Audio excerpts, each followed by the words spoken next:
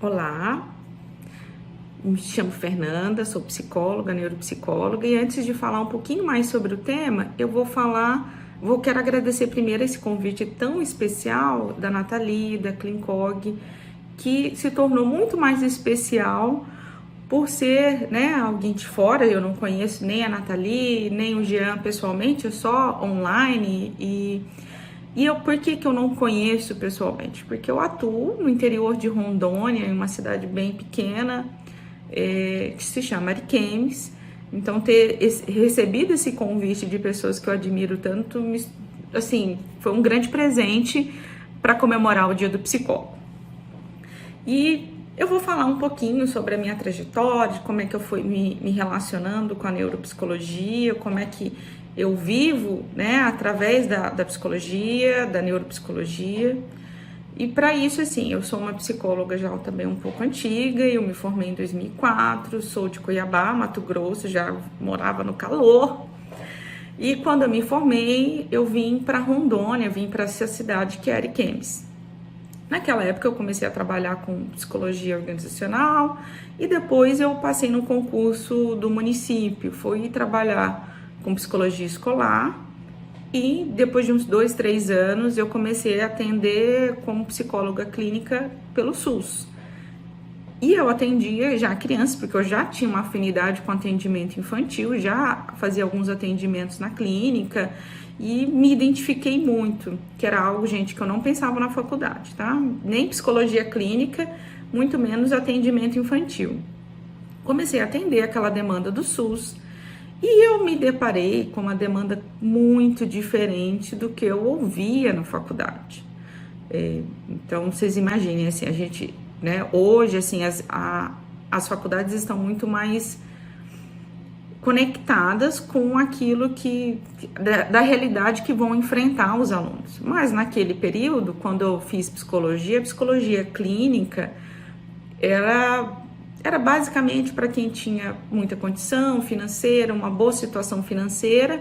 Então era um público muito diferente de pessoas. Então, psicologia clínica infantil era algo que a gente mal via, né? Tinha alguma coisa, mas era público com uma condição financeira diferente. Então, as questões eram muito mais emocionais, mais de conflitos, de algumas outras coisas, muito mais pontuais do que quando eu fui para o SUS. Quando eu fui trabalhar no SUS, eu comecei a me deparar com uma demanda muito diferente. Então, vinham casos assim, desde autistas, que eu não tinha visto na faculdade, não tinha a menor ideia, crianças com paralisia cerebral, crianças com deficiência intelectual e tudo isso que era assim algo que eu não sabia, não tinha noção assim, de como tratar, mas eu sempre fui uma pessoa curiosa e que buscava fazer o melhor possível. Nas minhas angústias, né, que a gente sai da faculdade, uma coisa assim, a gente sai da faculdade imaginando que a gente já sabe, nós teremos angústias, mas não muitas, e a gente começa a se deparar com muitas angústias, muitas dificuldades. E eu já tinha algum tempo de formada e eu me lembro que o start foi quando teve um caso de um paciente que te fazia acompanhamento no Sara Kubitschek e eu queria entender um pouco mais e o médico, Sara Kubitschek lá em Brasília, acho que é Brasília, e eu tentando entender, o médico falou assim, olha, mas quem tem que fazer essa avaliação intelectual, cognitiva é você. Então, naquela época, imagina, 2006, 2007, não, 2008, 2009, a gente não tinha tanto acesso à internet, as coisas eram muito mais difíceis. Mas me deu o start que eu falei, nossa, e agora?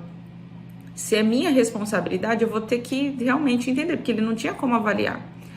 E eu fui buscando informações, encontrei uma pós em neuropsicologia, avaliação neuropsicológica em Porto Velho, comecei a pós, comecei a entender, porque aí neuropsicologia não tinha, né, e hoje a gente vê, não tinha muita relação, não tinha nada do que eu tinha visto na faculdade, né, era um mundo completamente novo.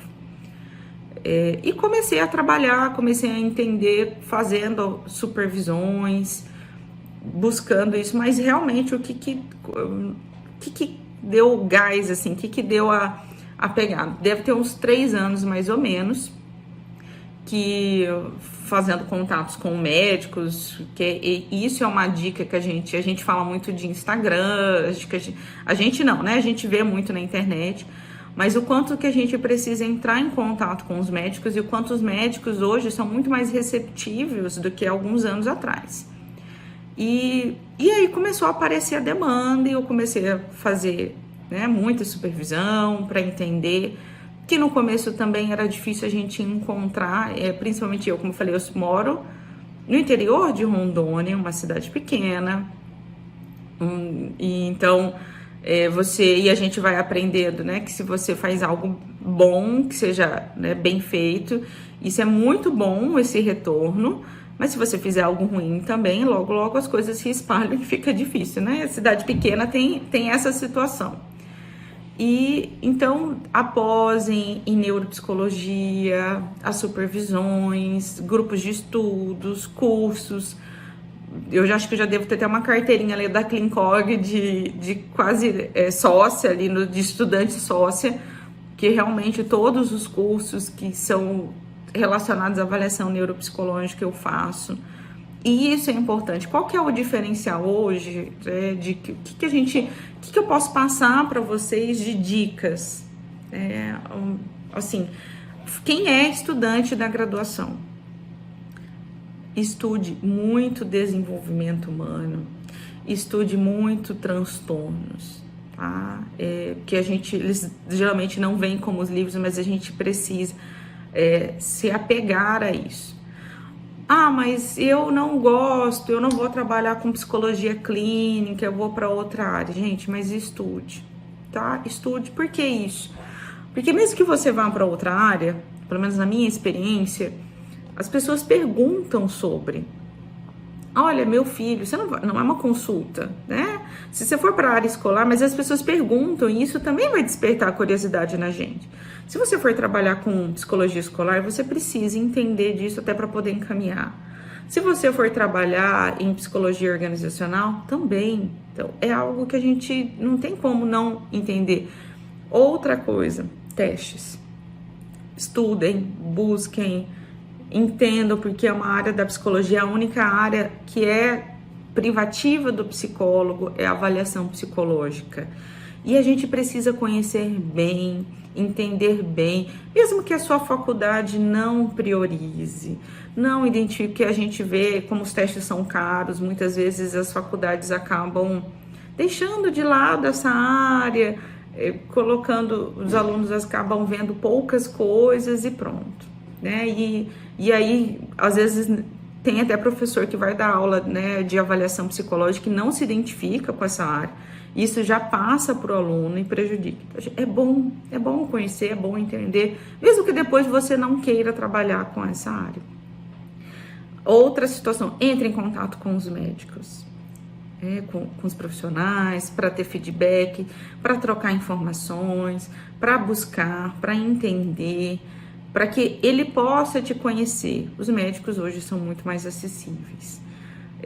E eu falo disso assim, que, gente, eu trabalho com psicologia clínica, não trabalho mais na prefeitura, vivo realmente disso, da clínica, não tenho perfil de pesquisadora, eu gosto dessa, né, eu acho que respeito muito os pesquisadores, a gente precisa deles, mas eu não tenho esse perfil, então isso também foi identificando em mim, assim, dessa coisa de realmente olhar, absorver as pesquisas dos doutores, pós-doc, né, os PhDs, e trazer para a minha realidade, buscar e compreender, absorver isso, porque a gente precisa da teoria e unir da prática.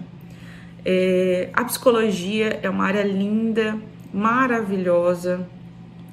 Nesse ano, né, e assim, acho que a psicologia ela ganhou esse novo olhar, essa nova paixão, que as pessoas precisam, elas têm descoberto que precisam de acompanhamento, é importante, não é futilidade, não é coisa de rico como era quando eu me formei, não era algo de elite, não, hoje a psicologia é acessível, é algo que todo mundo, as pessoas têm buscado, as pessoas têm se alertado, têm buscado, então quem está se formando esse ano, no meio dessa situação, gente, a psicologia é a profissão do futuro, tá? A psicologia é uma profissão que cada vez mais as pessoas têm olhado, e eu vejo se você tem paixão por ela, continue, busque. Nos desafia no dia a dia, porque a gente tem que estar em contato, a gente se depara com várias situações, vários casos desafiadores, que aí entram as supervisões, os cursos, e que se você gosta de realmente não fazer algo que seja a mesma coisa, que traga essa descoberta, a neuropsicologia é o caminho, tá? Eu vejo assim, algumas pessoas assim, vou fazer neuropsicologia por uma questão financeira. Gente, se você for bom profissional, se você sair da média, você vai, né, realmente ter uma rentabilidade onde você estiver. A neuropsicologia, você precisa realmente gostar, se apaixonar e buscar e fazer com excelência. Então, acho que é esse meu recado. Eu quero compartilhar um pouquinho dessa história. Eu já estou há alguns anos trabalhando com a psicologia, com a neuropsicologia. Continuo apaixonada.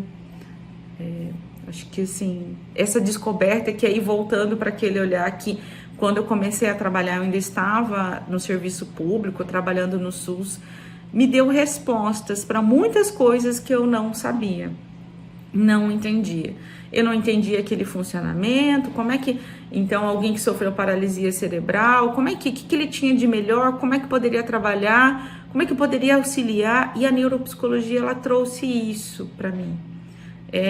Para quem atende crianças, para quem atende idosos, eu acho que esse olhar, mesmo que você não faça avaliação neuropsicológica, mas compreender esse funcionamento e quais áreas foram afetadas enriquece a nossa prática, enriquece o nosso atendimento, onde nós estivermos. E aí eu quero desejar feliz dia do psicólogo para todos, parabenizar aos meus professores, aqueles que me ajudaram nessa caminhada, parabenizar por essa disponibilidade de nos auxiliar, porque a gente sabe que quem dá supervisão, ele faz muito mais, não é pelo retorno financeiro, mas porque ele está ali auxiliando alguém.